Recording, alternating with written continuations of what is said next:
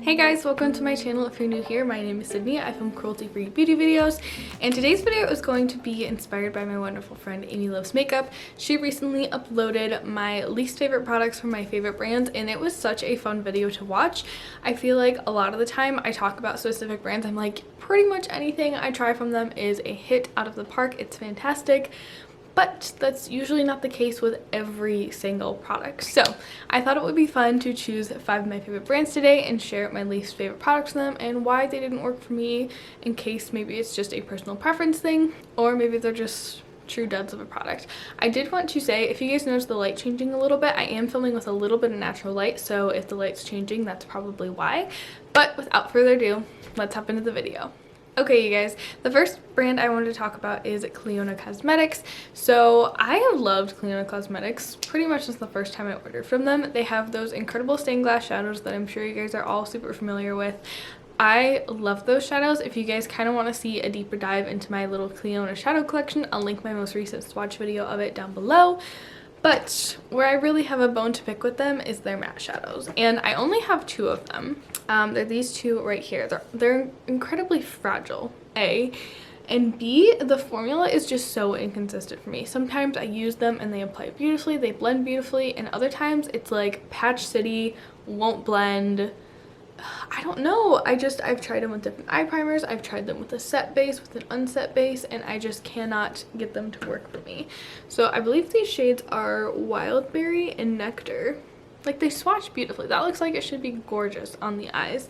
But for some reason, I cannot get these shadows to perform consistently with me. If you guys have Kaleido matte shadows and you've had a better experience with them, let me know. What kind of base are you using? Is it wet? Is it set? What kind of brushes are you using? And do I need to pack them on versus blending? I mean, I think I've tried that as well, and I just cannot get these to perform the way that I want them to. So unfortunately, as much as I love Kaleido's eyeshadows, I just can't recommend their matte shadows. They're not outrageously expensive or anything, but like the Sydney Gray shadows are the same price, and their mattes are more so consistent and very, very easy to work with. So as far as Kaleido goes, I have to say that my least favorite product in them is their matte shadows. And I guess we'll just do these as well since we're already in this palette. The next brand that I wanted to chat about was ColourPop, and I would have to say that their single shadows are probably my least favorite product for them. Granted, I want to throw in a little disclaimer that I haven't tried every single one of their products, especially the past couple of years. I haven't really stayed up with all their new releases. But I just feel like, again and again, I'm disappointed by the quality of their single shadows, especially when I compare it to like my Sydney Gray shadows or like my Kaleido shimmer shadows or my Terra Moon shadows. They just don't measure up. They're weak sauce. The shimmers are like fine. Like, that gives off pigment. It's metallic. The mattes are fine. They're like okayly pigmented and they blend easily. But like, they're just subpar to me because I feel like my Sydney Gray shadows do that and more, and they go on more pigmentedly and they're more easy to manipulate. So while I do have quite a few in my collection just because that was kind of my jump start into the single shadow world, I don't think I would recommend starting with that. I really honestly think that they put better quality shadows in their palettes than the quality of the shadows that they put in their single eyeshadows. I don't know why they do that. But if you guys are interested in kind of jump starting your singles collection, a really easy way to do that is to buy some ColourPop palettes and just depot them. They're really easy to depot. You just grab a big magnet and they should pop right out for you. But I would not recommend just like their regular singles. They're not my jam. Next up, we have Flower Beauty. Flower Beauty is a drugstore brand that I feel like whenever they put a product out and I try it, I'm always pleasantly surprised with how it performs.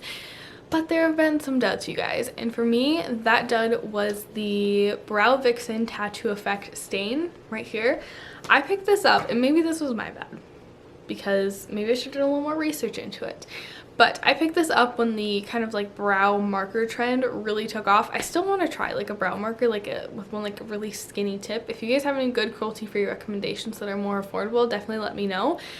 But this product did not work for me like at all. It was bad. It has kind of a chiseled tip, like a highlighter almost, but it's very chunky. So like, even if I were supposed to use that chiseled tip instead of like a little itty bitty brush stroke like tip to create brow hairs, it was too chunky to create natural looking brow hairs. It would have just given me like block brows, and it would not stick to my brows slash my skin.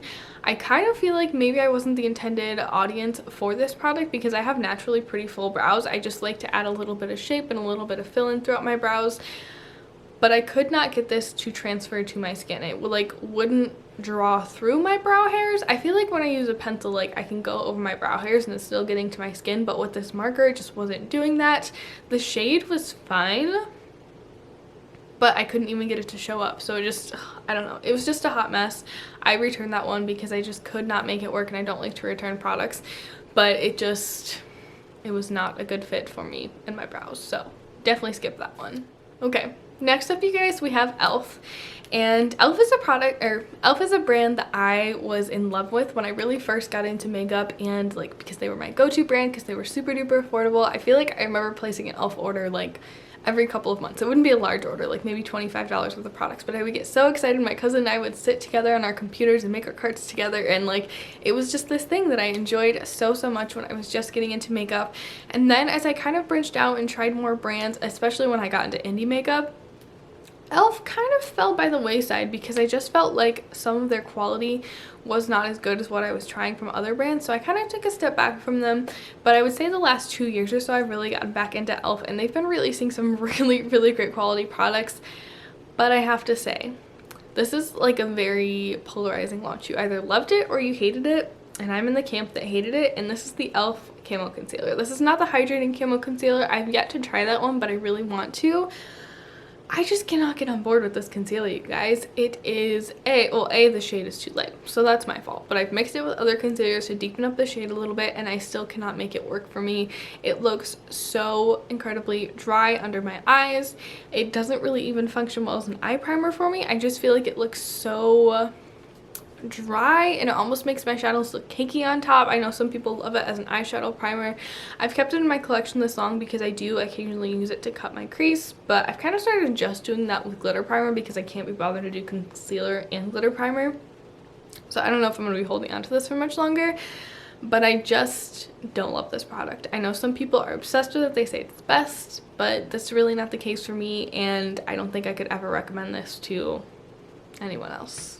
Okay, you guys, and the final brand that I want to chat about is Sydney Grace. You guys know I love Sydney Grace. I rave about their eyeshadows. I think I've never done a single eyeshadow inventory, although I feel like maybe I should. Maybe that would be a fun video to do.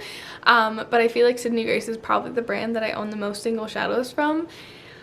But I do have to say, I'm really not a big fan of their pigments. And honestly, I don't know if they even sell these anymore. This may be an old formulation of pigments, but I received them, I think I got them last summer in like a mystery bag. I just don't like these. I feel like these are incredibly difficult to use. Pigments are already like an extra step beyond like the ease of using eyeshadow. So when I use them, I expect there to be crazy pigment, crazy shine, some beautiful like glittery sparkly texture.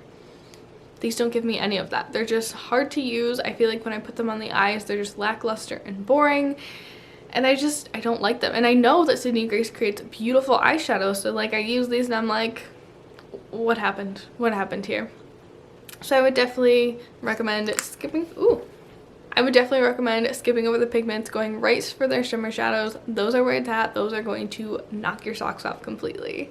But I think that's gonna wrap up this video, you guys. Let me know if you enjoyed it, and let me know what your least favorite products are from some of your favorite brands.